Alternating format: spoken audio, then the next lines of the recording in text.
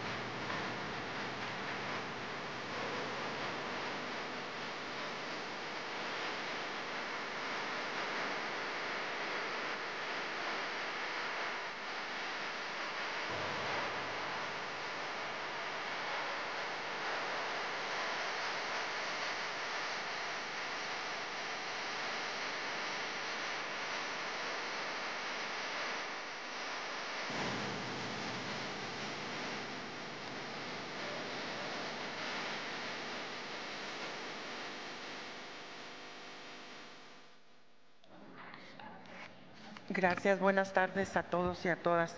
Este video que acabamos de ver da cuenta del desarrollo de la jornada, del inicio de los trabajos de los cómputos en las 300 sedes distritales del Instituto, de la voluntad y el profesionalismo con el que están trabajándose en las 300 juntas distritales, de cómo llegaron los paquetes a los mismos, de cómo se están transmitiendo en vivo y cómo estamos en este momento trabajando. A todos los medios de comunicación, muchas gracias por estar aquí con nosotros. A nombre del Instituto Nacional Electoral, agradezco profundamente su presencia y atención para seguir informando con claridad, responsabilidad y transparencia sobre la parte final de este inédito proceso electoral en el que las y los ciudadanos de México han elegido por primera vez en la historia a quienes integrarán el Poder Judicial de la Federación. Es muy importante que la ciudadanía constate qué está ocurriendo en este momento en cada uno de los 300 consejos distritales del INE distribuidos en todo el país. Quiero recordar la forma y el orden en que se desarrollan. Esta fue aprobada desde el 6 de marzo de este año mediante un acuerdo del Consejo General relativo a los lineamientos para la preparación y desarrollo de los cómputos distritales de entidad, circunscripción y nacionales del proceso electoral extraordinario para la elección de cargos en el Poder Judicial de la Federación. Por ello, deseo de nueva cuenta explicar, yo sé que ustedes lo manejan perfectamente, paso a paso, en 5 puntos, cómo se lleva a cabo el escrutinio y el cómputo de los votos que se emitieron este domingo 1 de junio. Primero, al cierre de las casillas a las 6 de la tarde del domingo, inició el procedimiento de escrutinio de separación de boletas de clasificación por elección en cada una de las mesas directivas de casilla. En ese proceso, todas las boletas locales y federales para diversos cargos se depositaron en una misma urna. Por ello, todas son clasificadas por elección, se cuentan y son registradas en actas firmadas por las y los funcionarios de casilla, nuestras vecinas y nuestros vecinos, como siempre ha sido. Posteriormente se elaboraron los carteles que esta ocasión fueron informativos, precisando únicamente la cantidad de personas que votaron conforme a la lista nominal y la cantidad de boletas extraídas de las urnas por cada elección. Esto quedó fijado fuera del lugar donde se instaló cada casilla seccional para su consulta pública.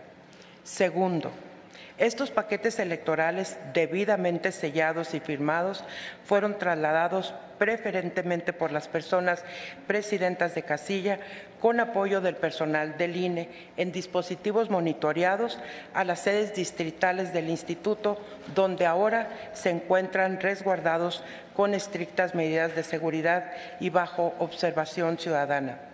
Durante todo este lapso, los cómputos han sido observados aleatoriamente por los 170,000 observadores electorales que se registraron para atestiguar en nuestras juntas esta parte del proceso. Tercero, desde la noche del domingo y durante los días siguientes se llevan a cabo los cómputos distritales, que consisten en la apertura y carga en el sistema de los votos que contiene cada paquete electoral. Para ello se han conformado grupos de trabajo en cada consejo distrital, donde se instalan de 8 a 10 puntos de escrutinio y cómputo. En cada punto, 10 personas auxiliares revisan boleta por boleta. Una de ellas, se configuran en parejas, lee los votos y la otra los registra en el sistema, con una doble verificación. Los resultados son digitalizados y publicados en línea en tiempo real. Debemos destacar que en este proceso para los cargos federales una persona no representa un voto, sino hasta 39. Si consideramos nuestros porcentajes de participación, esto representa tan solo para la Corte capturar 117 millones de votos, 117 millones de decisiones individuales, en caso de que todos los que asistimos a votar hayamos votado las 9 opciones que teníamos. En global, en un escenario de marcaje completo de las boletas, esto nos llevaría a una captura de 507 millones de votos de mexicanas y mexicanos que decidieron por la justicia de nuestro país. Si recordamos los resultados de las elecciones federales de 2023 y 2023-2024, que renovaron los poderes ejecutivo y legislativo, se computaron poco más de 180 millones de votos, a razón de 60 millones por cada una de las elecciones. Entre las elecciones de Presidencia de la República, Cámara de Diputados y Senado de la República, la diferencia del presente es más de 2-1.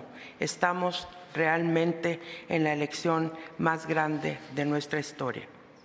Cuarto, como ustedes saben, pero vale la pena reiterarlo, el cómputo se realiza en el siguiente orden conforme a lo establecido por la normatividad electoral.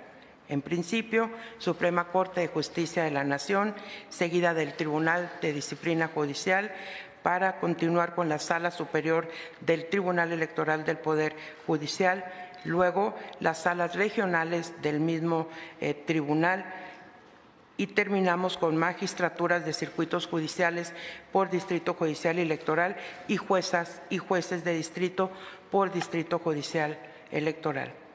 Una vez concluido el cómputo de una elección, se pasa inmediatamente a la siguiente.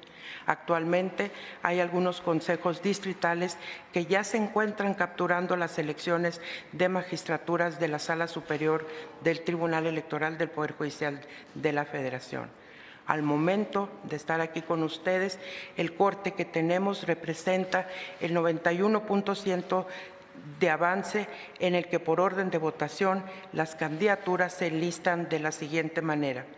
Candidatas mujeres: Lenia Batres Guadarrama con 5,030,281 de votos. Yasmín Esquivel Moza con 4,484,299 votos.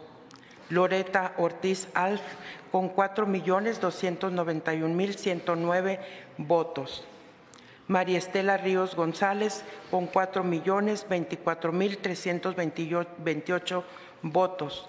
Y en el quinto lugar, Sara Irene Herrerías Guerra con 2,713,493 votos. En tanto que en las candidaturas de hombres, En el número 1, Hugo Aguilar Ortiz con 5.295.364 millones de votos. Giovanni Azael Figueroa Mejía con 3.057.012 votos. Irving Betanzo Espinosa con 2.956.378 votos. Arístides Rodrigo Guerrero García con 2.935.363 votos. Quinto, al término de esta fase y realizados los cómputos por entidad y circunscripción, el 15 de junio se declarará la validez de las elecciones. Se entregarán las constancias de mayoría y asignación a las candidaturas que resultaron ganadoras y se publicarán oficialmente los resultados en términos del artículo 94 y 96 de la Constitución. Este proceso es público, transparente y está siendo monitoreado por la ciudadanía. Las sesiones de cómputo pueden ser observadas en tiempo real a través de Internet y las ligas pueden ser consultadas en la página del Instituto. A quienes preguntan cómo se asegura la integridad de los votos, les reiteramos, cada etapa de este procedimiento está perfectamente observada, documentada, resguardada y supervisada. No hay espacio para dudas ni para manipulaciones.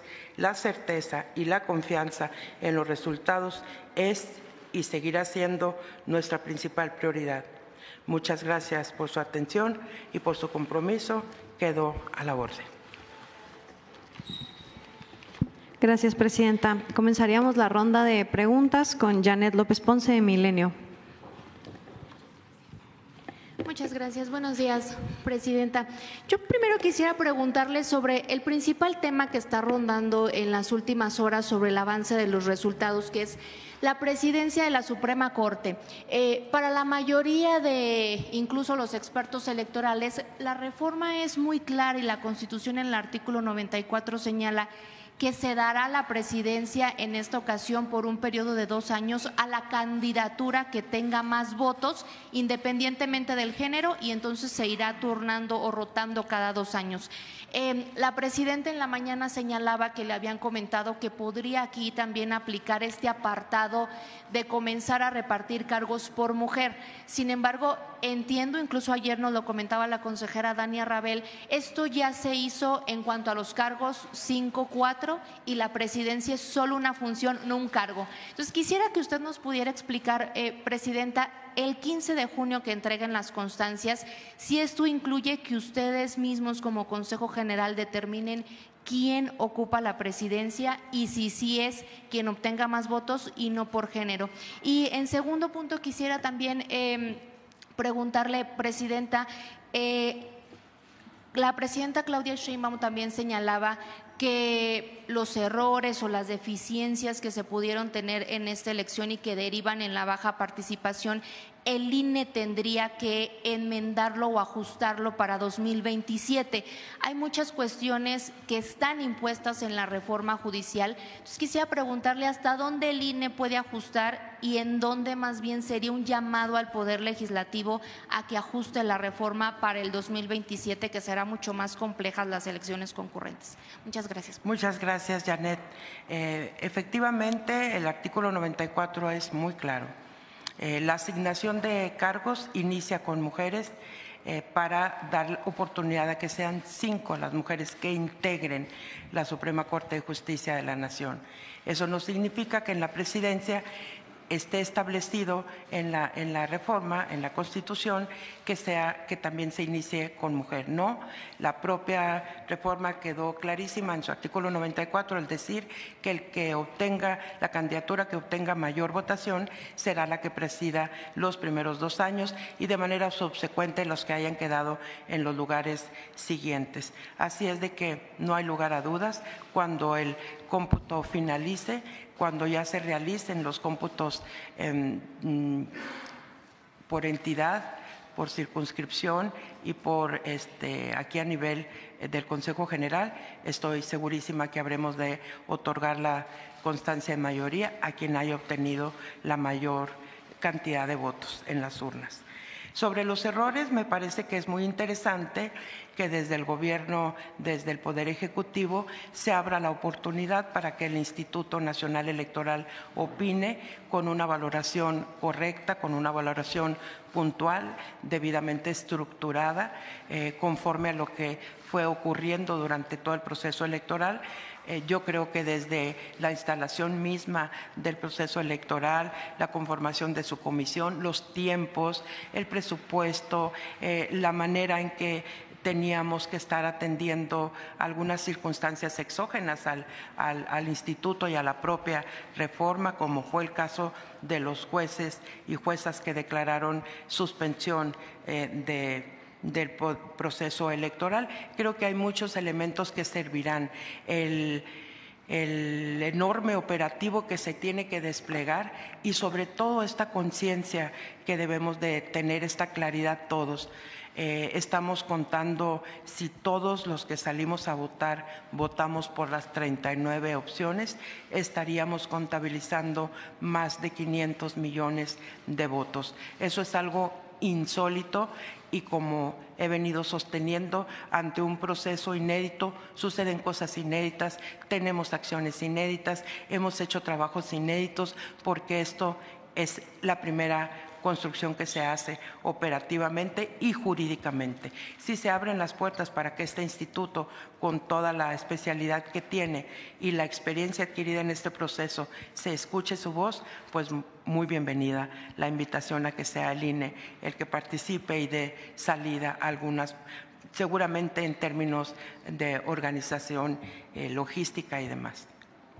Gracias. Continuamos con Claudia Flores de Televisa N+. Buenos días, consejera presidenta. Queda muy claro lo que usted ha dicho respecto al artículo 94 y que será presidente o presidenta quien finalmente se confirme que obtuvo más votos. Hay un artículo transitorio que es el que ha causado revuelo por una eventual interpretación que se pudiera hacer aquí o en el tribunal, de que todas las listas deben empezar por una mujer. ¿Ese artículo transitorio lo analizaron o simple y llanamente no se especifica en el cuerpo normativo de la Constitución que tenga que ser una mujer quien ocupe por primera vez la presidencia de la Suprema Corte, o un hombre en todo caso? Ya tenemos actualmente una presidenta en la Suprema Corte, que fue la primera mujer, la Suprema pero en Corte este de proceso, voluntad popular, a través del voto popular, evidentemente. Ajá, ¿no? Claro, gracias, Claudia. Sí, todos los artículos están siendo analizados, los revisamos desde que se publicó en el Diario Oficial de la Federación la reforma a la Constitución, pero también hay otro que nos habla de que aquí no se puede interpretar, que nos atengamos a la literalidad de lo que marca la Constitución, aunque hay otros en donde nos posibilitan generar lineamientos y reglamentos para ordenar algunas cosas que no estuvieran contempladas de carácter operativo, fundamentalmente en esta reforma.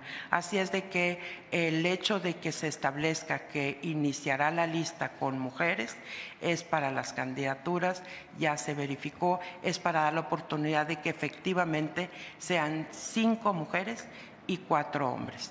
Eso es la integración de la Suprema Corte de Justicia. La presidencia es quien obtenga más votos en las urnas. Eso es para la integración y garantizamos con esa parte de la ley, Claudia, que efectivamente sea mayoría. Al ser impar el número de integrantes, la mayoría quedará integrada por mujeres. Presidenta, y nada más, ¿entregan constancia de mayoría a presidente o presidenta de manera explícita? ¿Hay una constancia de mayoría al presidente o presidenta de la Corte? ¿O lo único que entregan son constancias de mayoría a ministras y ministros de la Corte, justamente porque es una función, no un cargo? Preguntarle cuándo calcula o estima llegar al 100, porque no llegaron hasta ahora. Y No le hemos dejo llegado. una nada más al final sobre estas críticas que se hacen de quienes están posicionándose en los primeros 9 lugares de la Corte. Son quienes aparecían en estos guías de votación o acordeones que fueron distribuidos, o que por lo menos los medios de comunicación insistieron en que había, o algunos medios había la distribución de estos acordeones. ¿Qué responde usted a esas críticas? Gracias. Gracias. Sobre que si vamos a entregar constancias de mayoría, sí, estamos ya preparando el operativo conforme van avanzando los cómputos. Nosotros también estamos trabajando para la reunión primero de la deliberación que tenemos que hacer las consejerías, después la sesión de Consejo General, y estamos ya preparando toda la logística para la entrega. Se entrega todas las constancias de mayoría, incluido el de la presidencia de la Suprema Corte, porque así viene establecido. El que tenga mayoría de votos tiene la calidad, además de ministro de la Suprema, presidente de la Suprema. ¿Sí? Y sobre las críticas a los que resultaron, a nosotros nos toca, Claudia, entregarle las cuentas a México de lo que estamos contabilizando en cada uno de los 300 distritos. Ese es el cómputo y esas son las cifras que vamos a estar proporcionando. Si fueron coincidentes o no fueron coincidentes, pues yo creo que todos tenemos la posibilidad de revisar tanta variedad de opciones que había en lo público para emitir nuestro voto y constatar si eso es así, porque hubo de todo tipo de opiniones para que todos los que fuéramos a votar las tomáramos en cuenta, estas denominadas acordeones. Nosotros estamos dando cuenta de lo que en la urna se depositó por parte de los ciudadanos. El análisis ese vendrá después, estoy segura. Gracias, presidenta. Jorge Monroy, Latinos. Buenos días, presidenta. Hola, Jorge. Consejera. Quisiera preguntarle, dividirme una pregunta en dos.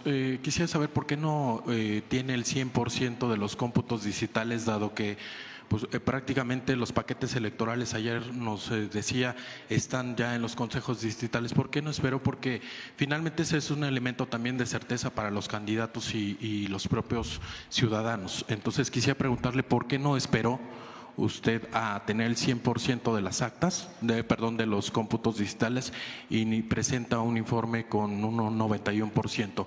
Y en este mismo tema quisiera preguntarle, deme un momento, ¿por qué no presentó la lista con base en ganadores? O sea, se esperaba que usted presentara la lista ya definitiva de los 9 personas que van a ocupar un espacio en la Corte. Digamos, eso es lo que esperaba hoy la ciudadanía de usted, que presentara esa lista con base en los cómputos. ¿Por qué no nos la presentó de esa manera, presidenta? Y con base en lo que dijo la presidenta Sheinbaum, para evitar especulaciones, presidenta, yo le quisiera preguntar si el INE tiene capacidad para asignar la presidencia de la Suprema Corte de Justicia de la Nación con base en la equidad de género. Quisiera preguntarle eso.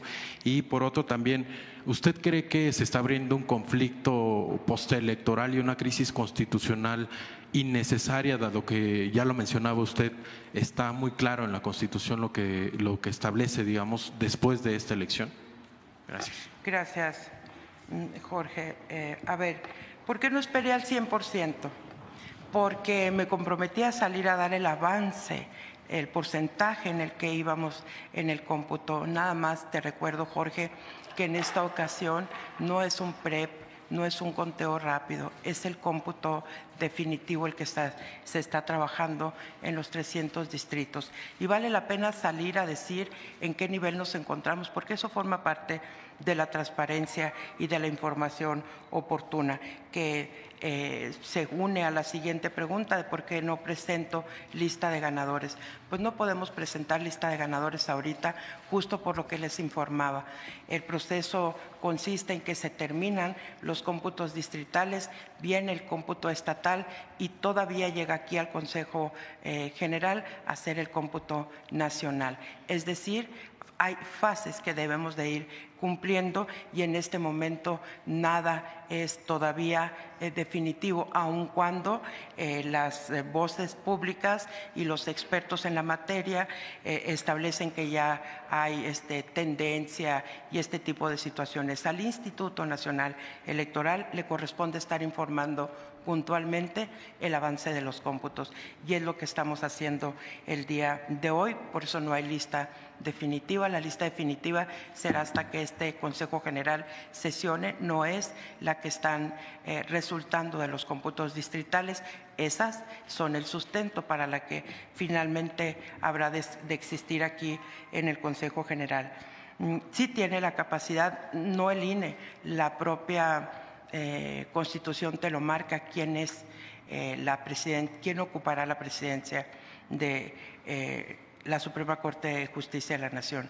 Tenemos la integración y tenemos la definición de quién ocupará la presidencia. Entonces, no es que el INE tenga por sí mismo la capacidad, sino que esa atribución se la da la propia Constitución. Si considero que vamos a entrar en una crisis innecesaria, en una crisis constitucional, me dice usted, postelectoral, no veo ninguna crisis postelectoral.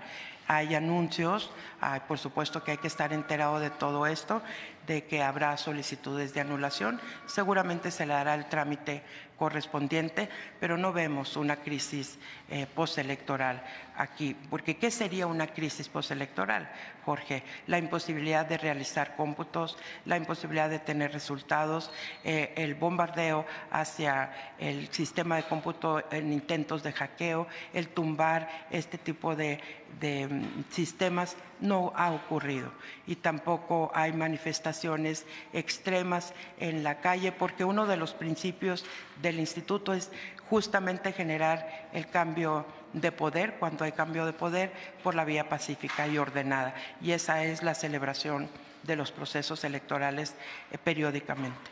No veo ninguna crisis postelectoral. Gracias, presidenta. Agustín Velasco, 1TV.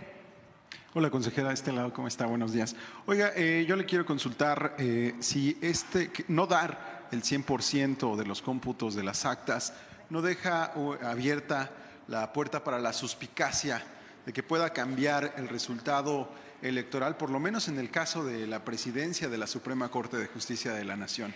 Eso por un lado, y por el otro lado… Te contesto esa nada más para que no se me pase. No hay ningún problema en estar entregando esta información el día de hoy. Al contrario, yo creo que alimenta la información pública con veracidad, con certeza, con los datos de la autoridad electoral, porque además todos los ciudadanos y ciudadanas mexicanos podemos estar siguiendo nuestros cómputos de manera virtual.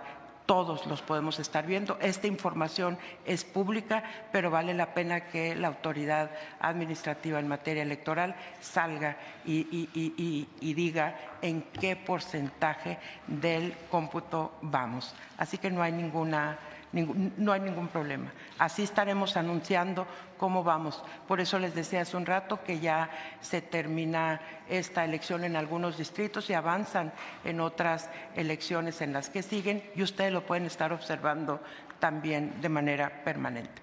Okay, y la última pregunta, consejera, es más en tono político.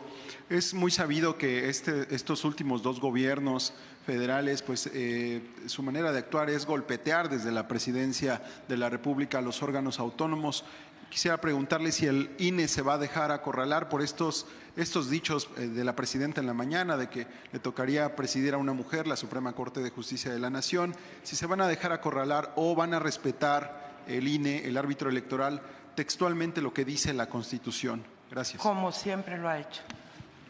Hay que respetar lo que dice la Constitución, es la que nos da las atribuciones, pero también nos da las responsabilidades. Y el apego irrestricto a las leyes que nos marcan esta responsabilidad, hay que tenerlo al 100%. Gracias, presidenta. Fabiola Martínez, La Jornada. Consejera, de este lado, buenas… ¿Dónde andas, Fabiola? Acá. Ok, ya. Buenos días, secretaria ejecutiva, consejera presidenta. En este primer análisis preliminar, está muy reciente la elección, ¿nos podría dar su punto de vista de lo que ocurrió o de lo que podría haber ocurrido con este inédito número de votos nulos y de recuadros no llenos, donde no se inscribió un número? Ahí ¿cuál es el primer análisis preliminar? Y si me permite después otra. Gracias. Gracias, Fabiola. Yo creo que lo que vivimos este 1 de junio es un esfuerzo y un ánimo de los que salieron a votar por sí definir el Poder Judicial de la Federación en sus diferentes cargos que estaban a nuestra disposición. También creo que los votos nulos, hicimos un análisis previo aquí en el instituto sobre qué posibilitaría anular o no anular un voto. Hicimos avances, o sea, todos nosotros sabemos que los votos nulos se han ido construyendo al pasar de los procesos electorales en lo que tiene que ver con el Poder Judicial, el Poder Legislativo y el Ejecutivo, y es también la base de la definición de votos nulos o válidos, sentencias del tribunal. Al ser un proceso por primera vez que íbamos a vivir, sí tuvimos la precaución de revisar esa posibilidad y también dijimos que teníamos que contabilizar los espacios que no se ocuparon, porque ahorita les daba yo la cifra de más de 500 millones de votos en caso de que todos los que acudimos hubiésemos marcado en la totalidad de las opciones, las 39. Si eso no sucedió, también será un análisis que abonará, por ejemplo, en el diseño de las boletas, en la forma de votar, en esta posibilidad que otorgó el Conoce, Practica y Ubica, que creo que hay que resaltar que tuvo más de 25 millones de visitas este sitio en el instituto, algo también no esperado. Y eso yo creo que hay que ir revisando en el análisis a futuro de este proceso que acabamos de vivir. Fabiola, todo eso debe de estar considerado. ¿Por qué los votos nulos? ¿Por qué los espacios no ocupados? Intentar encontrar una razón y luego, como decía Janet, si nos abren la puerta para la participación, pues poner todos esos elementos en la mesa ante quienes toman las decisiones en las reformas legales. Y también ligado al anterior, hay un caso inédito, histórico y a veces pues muy sorprendente en cuanto a la participación ciudadana, porque no solo es este parámetro de entre 12 y 13% a nivel nacional, sino que, por ejemplo, hay municipios donde votó menos del 5% del padrón. Usted, como presidenta del INE, ¿qué comentario puede hacer al respecto? Y ligado con lo que le preguntaba, ¿qué elementos pudieran ser atribuidos o atribuibles al INE, que fue, por ejemplo, en la instancia que diseñó las boletas? Gracias. Gracias, Fabiola. Hace muchos años, cuando el IFE nació, se creó, nuestro primer proceso electoral tuvo una participación muy baja porque la población no confiaba todavía en que fuera un instrumento correcto, transparente, abierto, justo, que estuvieran los que debían estar en el padrón y también en la lista nominal. Y después de eso, el instituto impulsó campañas masivas de educación cívica, de acercamiento con jóvenes, de acercamiento con universidades, para que conocieran la nueva manera en que México iba a celebrar sus elecciones. Y eso nos llevó años construirlos a todos los que trabajábamos y seguimos trabajando en el instituto, hasta llegar a crear esta confianza y esta colaboración entre los ciudadanos y el Instituto Nacional Electoral. Creo que estamos ante un fenómeno muy parecido, Fabiola. Es la primera vez que se implementa, sin embargo, yo les puedo decir con toda tranquilidad, el INE lo hizo y lo hizo muy bien. Logramos instalar todas las casillas, el personal del instituto respondió con altísimo nivel de profesionalismo, tuvimos que crear nuevas formas, un nuevo modelo operativo para llevar a cabo este proceso electoral. pero así como me estableces que hay municipios en donde me votó menos del 5%, también hay que decir que hay municipios en donde se votó más del 28% de esos municipios. Hay estados en donde la participación no es pareja en todas las entidades. Hay estados que no llegaron al 10%, pero la participación diferenciada es lo que nos da esta estimación definitivamente. El 13% ya es el promedio nacional de participación, pero también tuvimos municipios en Veracruz, por ejemplo, Coatzacoalco, 28% de participación ciudadana, contra otros que bajan hasta el 6% de participación ciudadana, y es lo que nos coloca en esta estimación. Creo que después de este primer proceso electoral tendremos extraordinario el Poder Judicial, tendremos que hacer un mundo de reflexiones que nos lleven a convocar con más ahínco, a convocar incluso de una manera distinta a la población para que salga a votar. Tenemos que buscar caminos más convincentes para lograr la participación ciudadana, no para que voten por X o por Y, pero sí que nos comprometamos cada vez más, como ocurre ya con los otros dos procesos electorales. Gracias, presidenta. Jorge Chaparro, Mega Noticias. Gracias, secretaria, consejera presidenta. Buenos días. Quiero, si me puede aclarar, los votos nulos, no hay duda de que fueron votos nulos. Es decir, se tomaron los criterios anteriores y se tiene certeza de que fueron votos nulos. Así es, esa certeza la tienen. Les recuerdo que cuando nosotros ya definimos que eran los votos nulos y los votos válidos, esta información baja a todas las juntas locales y a todas las juntas distritales, y la capacitación es alta en el personal, y asimismo se transmite a lo que nos están apoyando en este momento en los cómputos. Así que la decisión que se toma es una decisión válida de declarar nulo un voto por parte de la presidencia y el Consejo Distrital. Para el análisis que vamos a realizar los medios de comunicación o los especialistas, también es importante este voto nulo, porque significaría una decisión de alguien que sí acudió a las urnas y decidió cancelar o si tienes votos nulos por diferentes razones, el que decide anular, o el que vota de manera errada, o el que no vota de manera decidida y por tanto no puedes definir si el voto era válido para una o para otra candidatura. Esas son algunas de las razones. Y también tenemos lo de los espacios en blanco, que es un ejercicio muy interesante, porque al tener 39 opciones frente a nosotros en 6 boletas, seguramente alguien que no votó las 39 opciones ha de haber dicho: es mucho tiempo el que estoy invirtiendo, ya tengo que salir de la urna, ya se me olvidó lo que había estudiado, no llevaba sus notas. Hay muchas razones, y yo creo que eso es parte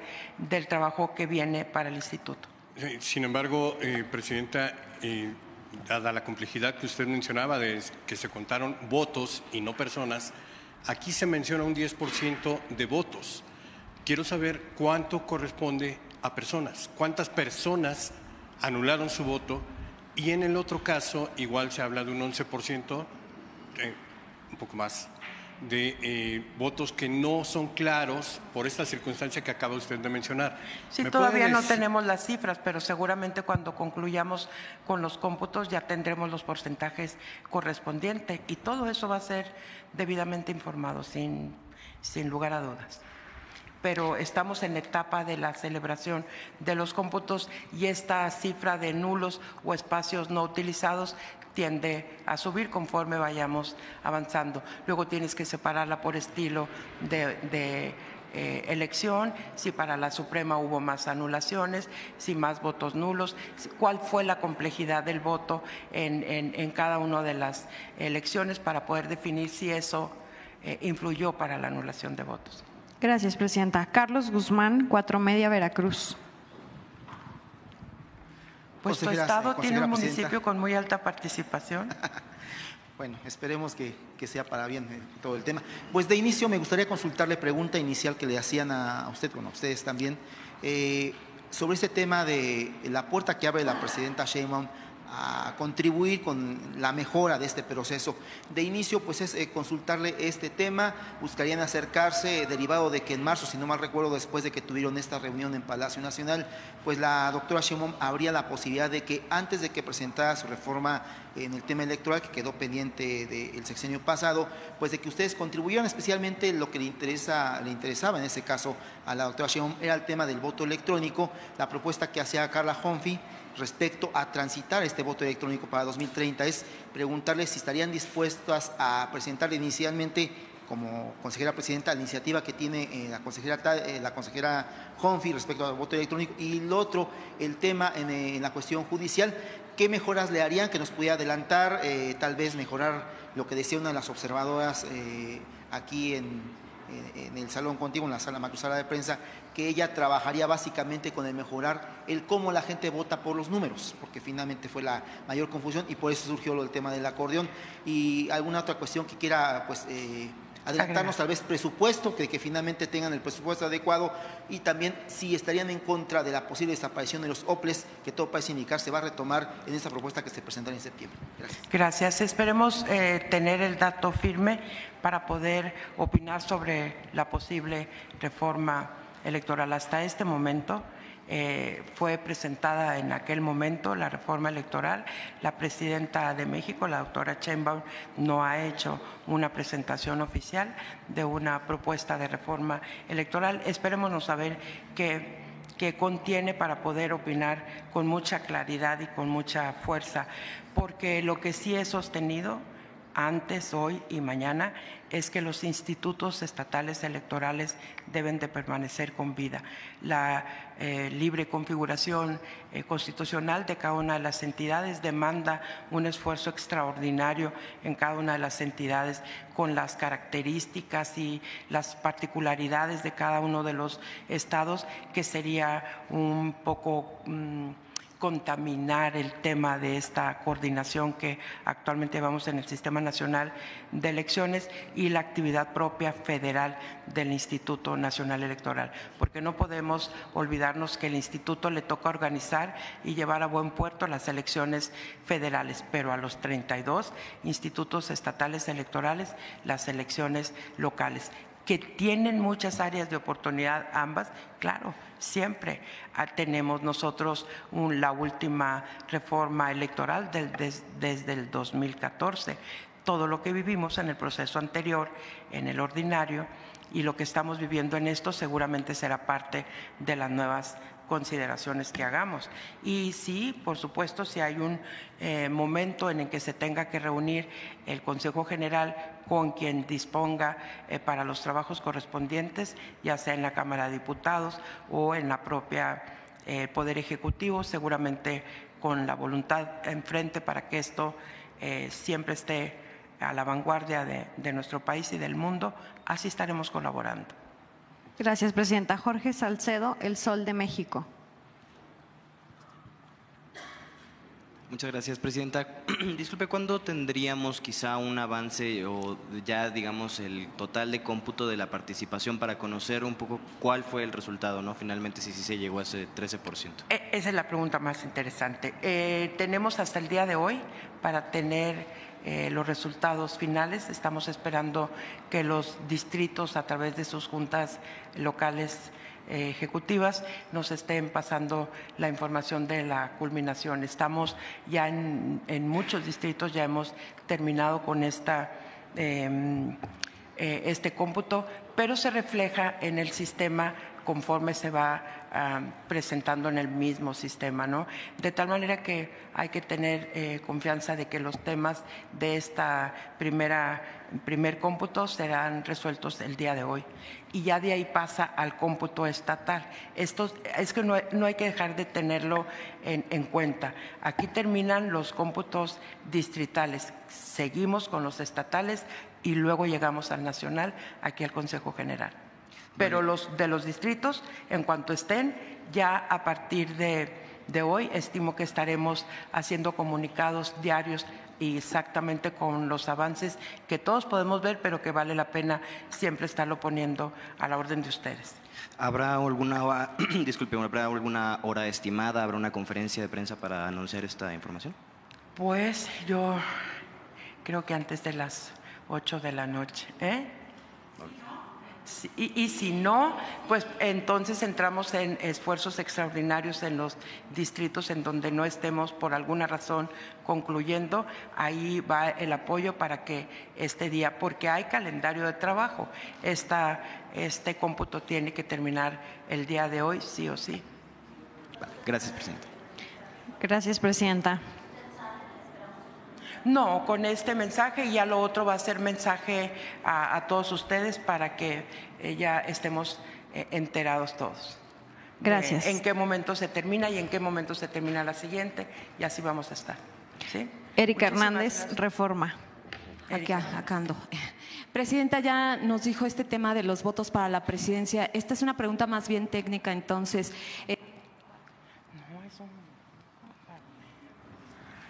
Cuando ustedes entreguen la constancia de mayoría a los integrantes de la Suprema Corte, quienes ganaron, en esa constancia se le entrega diciendo tú ya eres presidenta de la Suprema Corte, o cómo es ese protocolo. Ustedes nada más entregan una constancia diciendo que ganó y con tantos votos, y será el protocolo ya en la Suprema Corte, ellos ya tendrán que definir.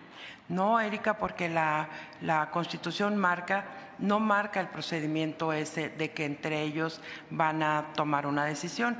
Marca que el que tiene más votos es quien preside la Suprema Corte de Justicia. Nosotros entregaremos constancia a los integrantes de la Suprema Corte de Justicia de la Nación, mujeres, hombres, con la particularidad de quien va a ocupar la presidencia. No lo marca ya. Antes era así, efectivamente, y en algunos colegiados así se define, ¿no?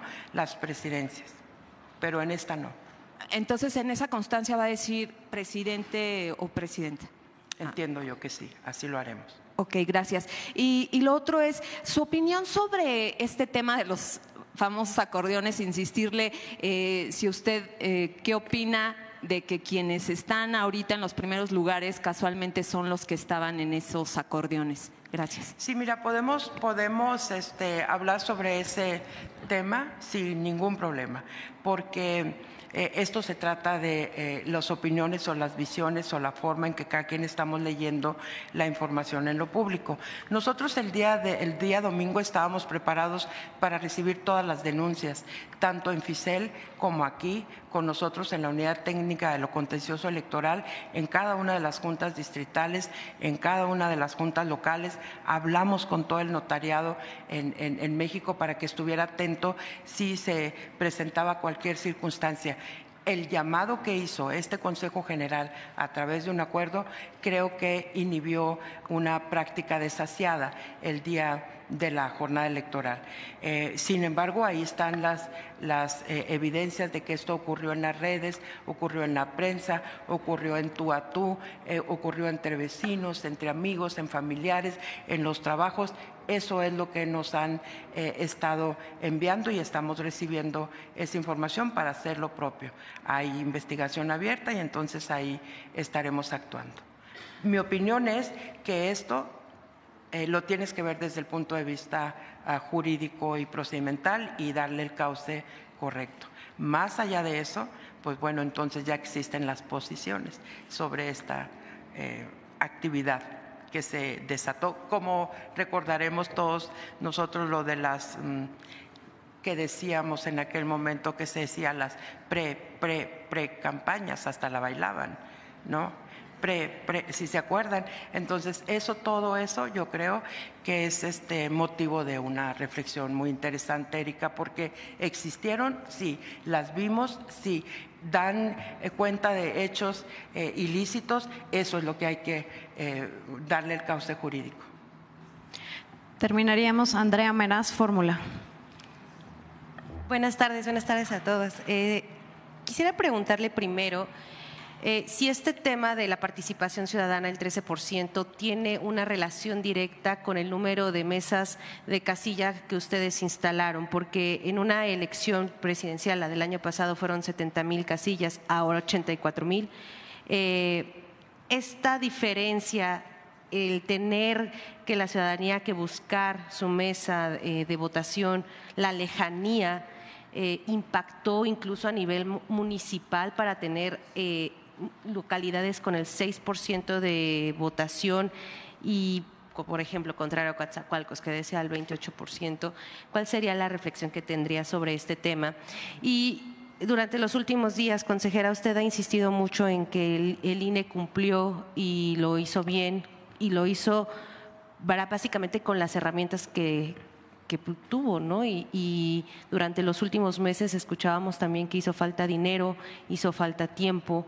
¿Qué llamado le haría también a estos legisladores sobre estos dos temas tan precisos que el INE en meses anteriores le solicitó, sobre todo en el tema de la prórroga? ¿Considera que el haberle dado el legislador 90 días más para que la elección fuera en octubre pudo haber tenido un mayor grado de impacto para que la gente saliera a votar? Esa sería mi primera pregunta, consejera. Hiciste dos. Bueno. Casi tres. Perdón. A ver. Y van dos más. Va el presupuesto. Primero te contesto el presupuesto. Okay. Seguramente estaremos haciendo énfasis en lo que contiene el presupuesto cuando acudimos a la Cámara de Diputados. Ustedes vieron cómo defendimos el presupuesto de principio a fin porque todo estaba debidamente fundamentado y estaba debidamente trabajado en un programa, en una ruta para sacar adelante este proceso electoral. Aún así, con las diferentes reuniones y la comparecencia de las consejeras que estaban integrando la Comisión Temporal de Presupuesto, decide el Poder Legislativo este recorte al Instituto Nacional Electoral. En esa enseñanza creo que debemos mejorar y reforzar nuestra relación con el Poder Legislativo para explicar puntualmente qué vamos a hacer el 26, qué vamos a prever el 26 del 27, qué es lo que vamos a adelantar de los trabajos del próximo proceso electoral del 27 durante el 26. Creo que debemos de ser más enfáticos si lo tomamos como autocrítica, el asunto de que se nos redujo el presupuesto. Si lo tomamos de otra manera, creo que hay que rehacer algunos temas de comunicación con el legislativo. Con respecto a la relación que existe entre la votación y la instalación de las casillas, por supuesto que hay una relación sí directa, porque el proceso anterior instalamos 134,000 casillas. 134,000. En este proceso instalamos 84,000 seccionales. Esto se convierte en un diseño operativo diferente, pero no por ello ineficiente, ni ineficaz, tampoco inválido. A la altura de con lo que contaba el Instituto Nacional, es el modelo operativo para llevar a cabo este proceso electoral más efectivo que este Consejo aprobó. Y eso hace entonces válida, igual que en los otros temas que han planteado tus compañeros, que este sea un tema más de la reflexión que tendremos que hacer y quizá también sirva como punta de lanza para el tratamiento del presupuesto y la explicación en la Cámara de Diputados, ¿no?